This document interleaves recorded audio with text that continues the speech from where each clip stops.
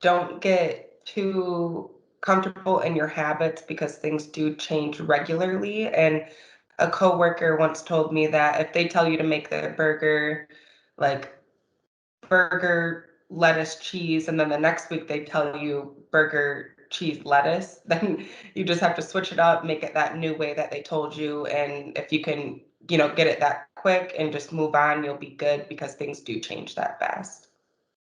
I'm a definitely a one day at a time sort of person in situations like that, sometimes even a 1 minute at a time situation. And I always lately I definitely had to tell myself, this too shall pass, whatever it is, if it's long claims or upset customers because of they can't email something because our emails have been shut down for the past summer or whatever. um, I definitely just give them as many options as possible to finish whatever they're trying to get accomplished.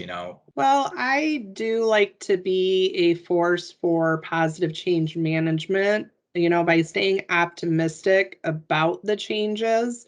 That's what really helps us succeed. And also, when your peers see you being optimistic, it's a lot easier to get them to come around as well. If you don't know an answer, look to upper management, see if there's some kind of training or just a quick meeting that they can give you to clarify something that you're not understanding. 2020 was a lot of meetings for me because I seriously, when I came to this role, I thought I made a huge mistake because I felt very out of my element. And I'm one of those people where if I don't know and if I don't feel comfortable, it just affects everything. So now I'm in a good place because I had the courage to ask.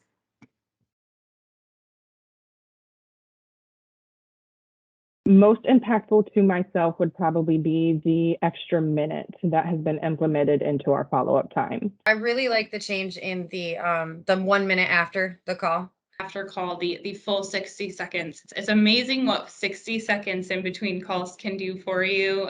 The 10 seconds to 60 seconds between calls. The ACD changes, and having to, what is it? It went from what? It was like 10 seconds to a minute.